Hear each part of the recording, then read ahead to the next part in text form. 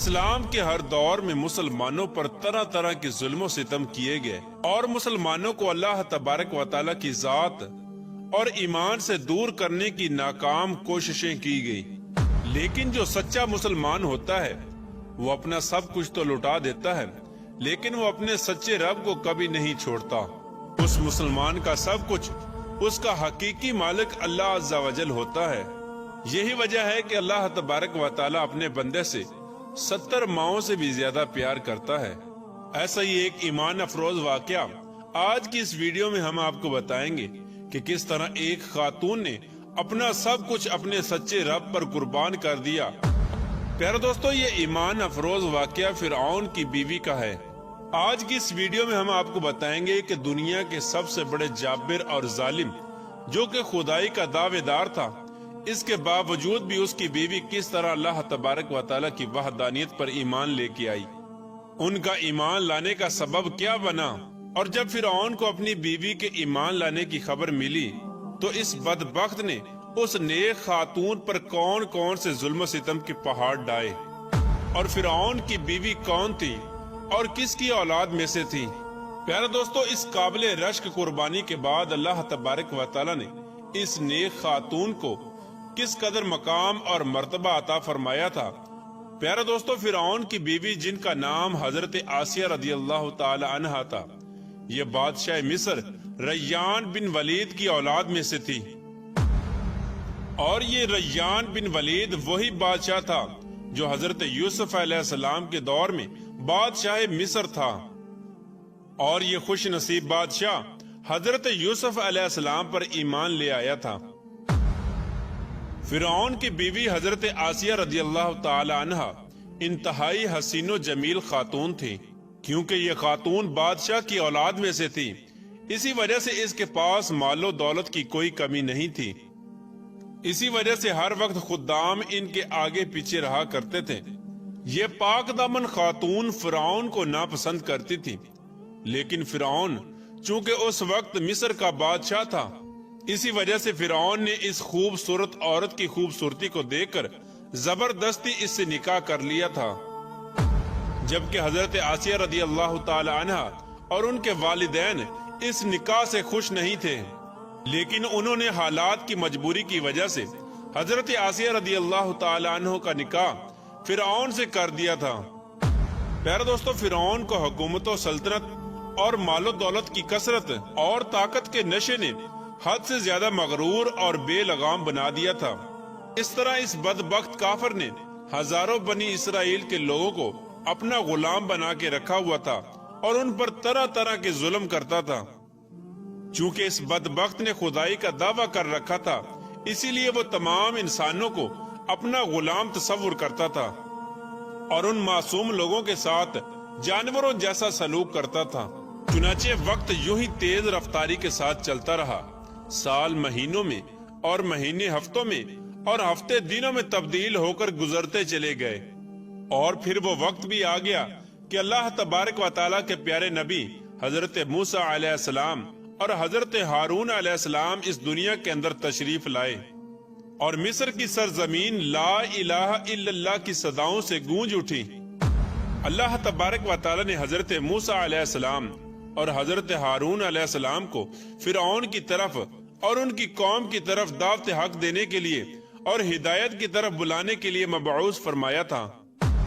اللہ تبارک و تعالیٰ کے ان پیغمبروں نے بنی اسرائیل کے لوگوں کو اللہ تبارک و تعالیٰ کی وحدانیت کی طرف بلایا اور لوگوں کو باطل معبودوں کی پوجا کرنے سے منع کیا۔ حضرت موسیٰ علیہ السلام نے فرعون کو طرح طرح کے معجزات دکھائے، لیکن اس کے باوجود بھی یہ لوگ کفر اور سرکشی پر اڑے رہے اور اللہ تبارک و تعالیٰ کی وحدانیت کا مسلسل انکار کرتے رہے۔ اس کے باوجود بھی حضرت موسیٰ علیہ السلام فرعون کو اور بنی اسرائیل کے بدبخت لوگوں کو دعوت حق دیتے رہے۔ جب فرعون حضرت موسیٰ علیہ السلام کی اس تبلیغ سے تنگ آ گیا تو فرعون نے یہ خیال کیا کہ کیوں نہ موسیٰ علیہ السلام کو لوگوں کے سامنے جھوٹا ثابت کیا جائے۔ چنانچہ فرعون نے حضرت موسیٰ علیہ السلام کو جھوٹا ثابت کرنے کے لیے ایک خاص دن مقرر کیا، جس دن مصر کے اندر بہت بڑا میلہ لگتا تھا اور جس میلے کے اندر کثیر تعداد میں لوگ جمع ہوتے تھے۔ چنانچہ فرعون نے مصر کے تمام بڑے بڑے جادوگروں کو بلایا اور حضرت موسیٰ علیہ السلام کو جھوٹا ثابت کرنے کا کہا۔ چنانچہ جب وہ میلے کا دن آیا تو ایک وسیع و عریض میدان سجایا گیا، اور ادھر فرعون اپنی فرعونیت کے نشے میں مخمور ہو کر اپنے عالی شان تخت پر جا بیٹھا، اور سلطنت کے کونے کونے سے بلائے گئے بڑے بڑے جادوگر بھی جمع ہو چکے تھے، اور اس طرح ہزاروں افراد کا مجمع بھی جمع ہو چکا تھا، اور یہ حق اور باطل کا عظیم ترین معرکہ تھا جس کو دیکھنے کے لیے بے شمار لوگ جمع ہوئے تھے۔ اور ادھر اللہ تبارک و تعالیٰ کے سچے نبی حضرت موسیٰ علیہ السلام اور حضرت ہارون علیہ السلام بھی تشریف لا چکے تھے، اور حضرت موسیٰ علیہ السلام کے چہرہ انور پر جاہ جلال نظر آ رہا تھا۔ چنانچہ اس عظیم معرکے کا آغاز ہوا، اور جادوگروں نے فرعون کی عزت کی قسم کھا کر اپنے جادو کی لاٹھیاں اور رسیاں پھینکنی شروع کر دی، تو وہ لاٹھیاں اور رسیاں ایک دم سے سانپ بن کر پورے میدان کے اندر دوڑنے لگی۔ ان سانپوں کو دیکھ کر پورے مجمع کے اندر خوف و ہراس پھیل گیا، اور تمام لوگ بدحواس ہو کر ادھر ادھر بھاگنے لگے۔ ادھر فرعون اور اس کے جادوگر اپنے نشے میں بدمست ہو کر تالیاں بجانے لگے اور اس منظر کو دیکھ کر خوش ہونے لگے،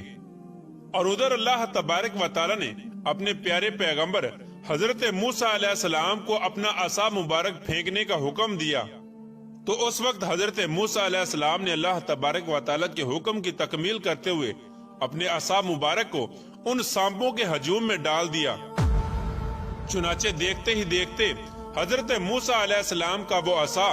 ایک خوفناک اور ہیبت ناک اژدہا بن کر نمودار ہوا، جس نے جادوگروں کے تمام چھوٹے چھوٹے سانپوں کو نگل لیا۔ حق اور باطل کا یہ عظیم الشان معجزہ دیکھ کر جادوگروں کے دلوں میں ایمان کا نور چمک اٹھا، اور تمام جادوگر اللہ تبارک و تعالیٰ کی بارگاہ میں سجدے میں گر گئے، اور تمام جادوگروں نے اللہ تبارک و تعالیٰ کی وحدانیت کی تصدیق کی اور اللہ تبارک و تعالیٰ کی سچی ذات پر ایمان لے آئے۔ چنانچہ جب حضرت موسیٰ علیہ السلام کے اس عظیم الشان معجزے اور جادوگروں کے ایمان لانے کی خبر حضرت آسیہ رضی اللہ تعالی عنہ کو پہنچی، تو اس وقت حضرت آسیہ رضی اللہ تعالی عنہ کے دل میں بھی فوراً حق کا نور چمک اٹھا، اور اس طرح حضرت آسیہ رضی اللہ تعالی عنہ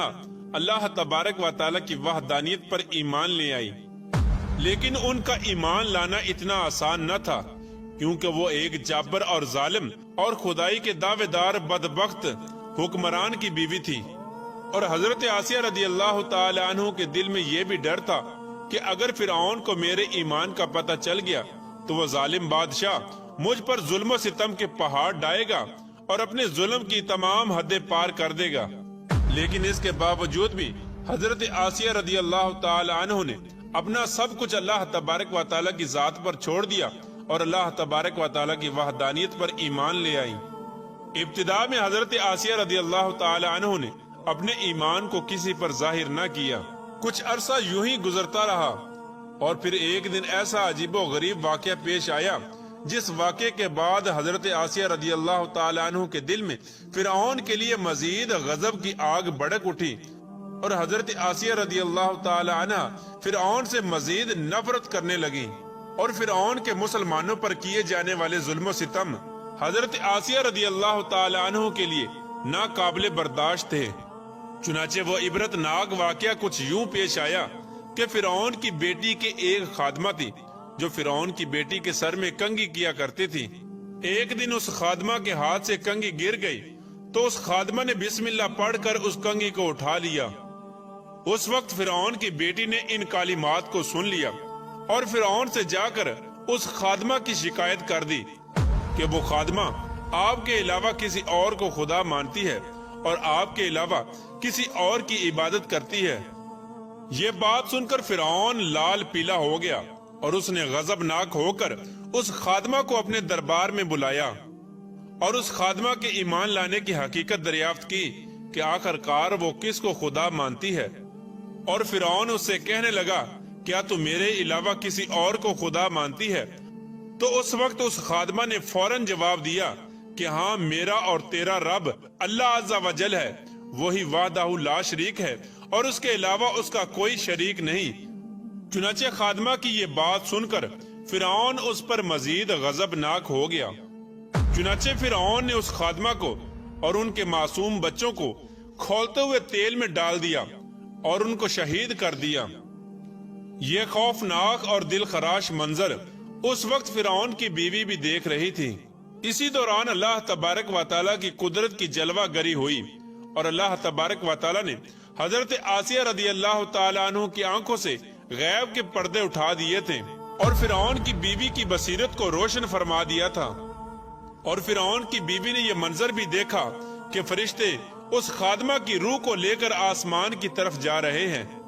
اس طرح فرشتوں کو دیکھنے کے بعد فرعون کی بیوی کا ایمان مزید مضبوط ہو گیا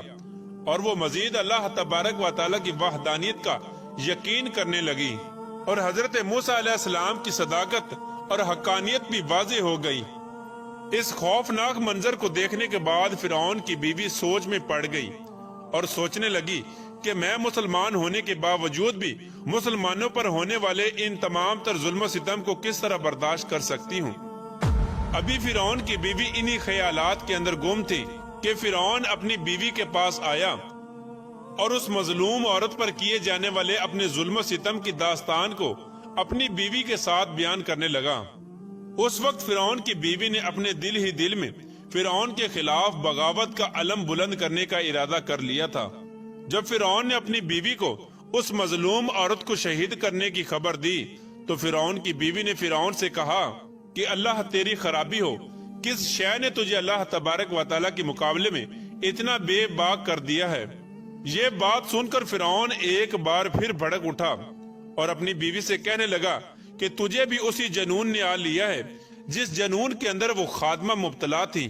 چنانچہ اس کے جواب میں فرعون کی بیوی نے فرعون سے کہا کہ مجھے کوئی جنون نہیں آیا، میں تو اس خدا وحدہ لا شریک پر ایمان لا چکی ہوں جو میرا اور تیرا اور تمام جہانوں کا سچا رب ہے۔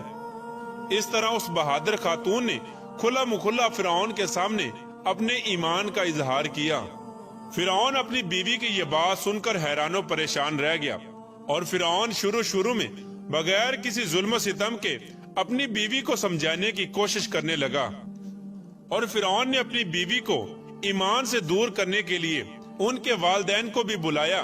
اور ان کو دھمکی دینے لگا کہ اگر تمہاری بیٹی نے حضرت موسیٰ علیہ السلام کے خدا کا انکار نہ کیا تو ضرور یہ موت کا مزہ چکھے گی۔ چنانچہ حضرت آسیہ رضی اللہ تعالیٰ عنہ کے والدین نے تنہائی کے اندر حضرت آسیہ رضی اللہ تعالیٰ عنہ کو سمجھانے کی کوشش کی، لیکن حضرت آسیہ رضی اللہ تعالیٰ عنہ کا ایمان چونکہ مضبوط ہو چکا تھا، اسی وجہ سے انہوں نے ان کی بات ماننے سے انکار کر دیا، اور حضرت آسیہ رضی اللہ تعالیٰ عنہ اپنے والدین سے کہنے لگی کہ میں اللہ تبارک و تعالیٰ کی وحدانیت کا انکار نہیں کر سکتی، بے شک وہ سچا رب ہے۔ چنانچہ جب فرعون کا یہ حربہ بھی ناکام ہو گیا تو اس وقت فرعون نے اپنی بیوی کو طرح طرح کی اذیتیں دینے کا فیصلہ کیا تاکہ یہ اپنے ایمان سے دور ہو جائے اور مجھ کو خدا ماننے لگے۔ پیارے دوستو، روایات میں آتا ہے کہ فرعون کے حکم سے حضرت آسیہ رضی اللہ تعالی عنہ کو طرح طرح کی اذیتوں کے اندر مبتلا کر دیا گیا، حتیٰ کہ حضرت آسیہ رضی اللہ تعالی عنہ کے ہاتھوں اور پاؤں میں میخیں لگا کر دھوپ کے اندر سورج کی طرف رخ کر کے لٹا دیا گیا، اور آپ کے سینے کے اوپر چکی کا 12 بھرکم پتھر رکھ دیا گیا تاکہ آپ ہل نہ سکیں۔ لیکن ان تمام تر تکالیف اور مصائب کے باوجود بھی حضرت آسیہ رضی اللہ تعالی عنہ کے ایمان کے اندر ذرہ برابر بھی کمی نہ آئی، بلکہ ان تمام تر تکالیف کے باوجود بھی آپ کے ایمان کے اندر مزید اضافہ ہوتا چلا گیا۔ چنانچہ جب فرعون نے ان تمام تر تکالیف کے بعد اپنی بیوی سے ایمان سے پھرنے کا کہا تو حضرت آسیہ رضی اللہ تعالی عنہ نے بڑا ہی ایمان افروز اور ایمان کو تازہ کر دینے والا جواب دیا، جس سے فرعون کا گھمنڈ خاک میں مل گیا، اور فرعون حضرت آسیہ رضی اللہ تعالی عنہ کے ایمان اور ہمت کے آگے گھٹنے ٹیکنے پر مجبور ہو گیا۔ چنانچہ حضرت آسیہ رضی اللہ تعالی عنہ نے ارشاد فرمایا، اے دشمن خدا اور ظالم انسان، تو میرے وجود پر تو قادر ہو سکتا ہے، لیکن میرا دل اللہ تبارک و تعالیٰ کی پناہ میں ہے۔ اگر تو میرے جسم کے ہر حصے کو بھی کاٹ دے تب بھی میرا عشق اور ایمان اللہ تبارک و تعالیٰ کی بارگاہ میں بڑھتا چلا جائے گا۔ اسی دوران جب حضرت آسیہ رضی اللہ تعالی عنہ پر ظلم و ستم کے پہاڑ گرائے جا رہے تھے، حضرت موسیٰ علیہ السلام وہاں سے گزرے تو حضرت موسیٰ علیہ السلام سے حضرت آسیہ رضی اللہ تعالی عنہ نے پوچھا، کیا میرا رب مجھ سے راضی ہے؟ تو حضرت موسیٰ علیہ السلام نے ارشاد فرمایا، اے آسیہ رضی اللہ تعالی عنہ، آسمان کے فرشتے تیرے انتظار میں ہیں اور اللہ تبارک و تعالی تیرے ایمان اور تیرے کارناموں پر فخر فرماتا ہے۔ آپ اللہ تبارک و تعالی کی بارگاہ میں سوال کریں، آپ کی ہر حاجت پوری کی جائے گی۔ اس وقت حضرت آسیہ رضی اللہ تعالی عنہ نے اللہ تبارک و تعالی کی بارگاہ میں یہ دردناک دعا کی، اے میرے پروردگار، میرے لیے اپنے پاس جنت میں ایک گھر بنا اور مجھے فرعون اور اس کے ظلم سے نجات دے